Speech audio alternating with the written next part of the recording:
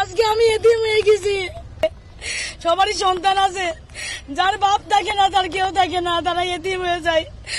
তুমি যদি কারো ছেলেকে এতিম বানায় থাকো, তোমার ছেলেকে আল্লাহ এতিম বানায় রাস্তায় ভিক্ষা করায় ছাড়বেন। তুমি যদি কারো বাপকে মাকে কাঁদায় থাকো, আল্লাহ রাব্বুল আলামিন তোমার মা বাপকে কাঁদাবেন।